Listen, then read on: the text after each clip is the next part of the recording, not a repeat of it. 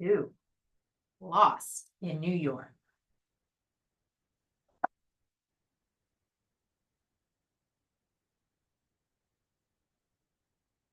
Was 3 nights before Christmas, and the McAllister family was getting ready for their vacation to Florida.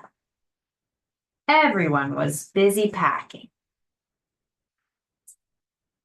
Everyone except Kevin. Why do we have to go to Florida for Christmas? Kevin asked. They have palm trees instead of Christmas trees there. I wish I could go on my own vacation. Alone, Kevin shouted. I'd have the best time of my life. But nobody listened. They went to the airport the next day.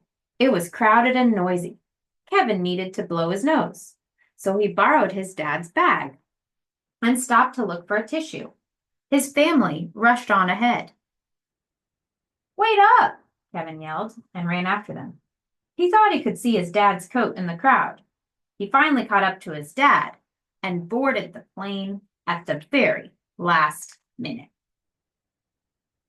When the plane finally landed, Kevin looked out the window. He saw very tall buildings and lots of snow. It didn't look like Florida at all. When Kevin got off the plane, his family was nowhere to be seen.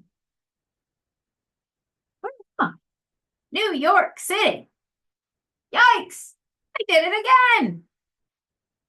At first, Kevin was scared, but then he realized this was his chance to do whatever he wanted on vacation. He discovered that New York City was a magical place to celebrate Christmas. He rode around in a yellow cab. He saw the Statue of Liberty. He went to the top of the tallest building, and he walked through Central Park. There was a wallet in his dad's bag, so Kevin checked into the fanciest hotel in the city.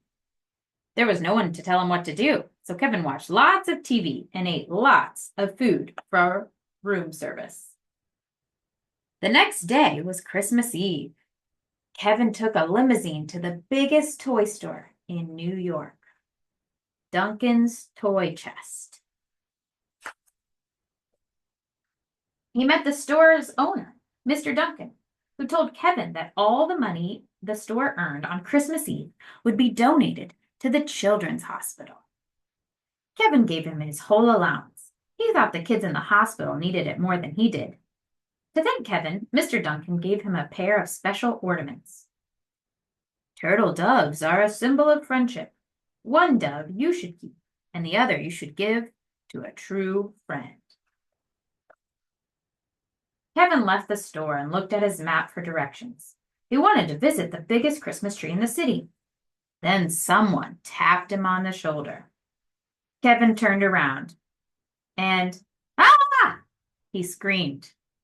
It was Harry and Marv, the burglars who tried to rob his house last Christmas Eve when he was home alone in Chicago.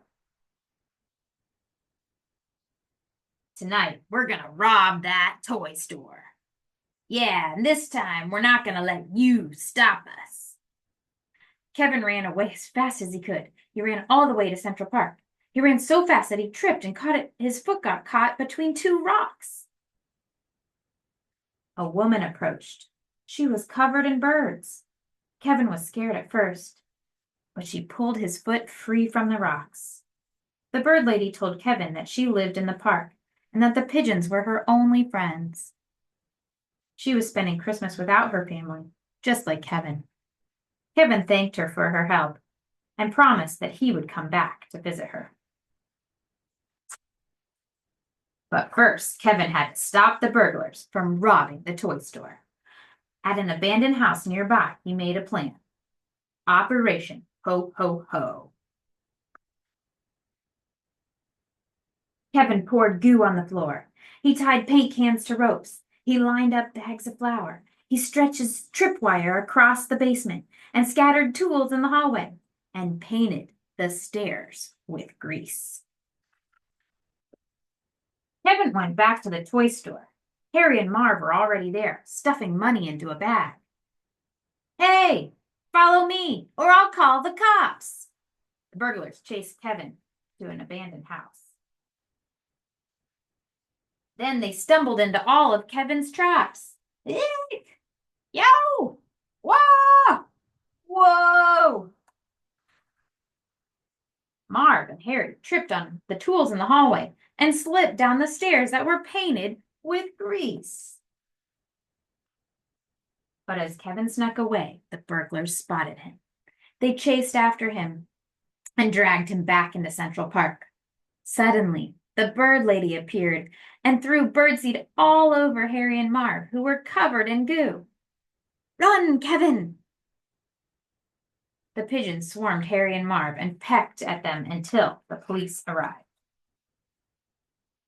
It was almost midnight, which meant that it was almost Christmas. Kevin went to look at the biggest Christmas tree in New York City. He missed his family. It turned out that going on vacation alone wasn't much fun after all. And then he heard a familiar voice. Kevin? Kevin turned around, and there was his mom. She knew Kevin better than anyone, so she remembered how much he loved Christmas trees. She knew exactly where to find him. Kevin's whole family was waiting back at the hotel. I missed you all so much, Kevin said. On Christmas morning, a giant pile of presents sat under the tree. They were all from Mr. Duncan, who left a note thanking Kevin for saving his toy store. But as his brothers and sisters opened their gifts, Kevin quietly slipped away. There was someone he wanted to see. Kevin hadn't forgotten the bird lady who helped him so much.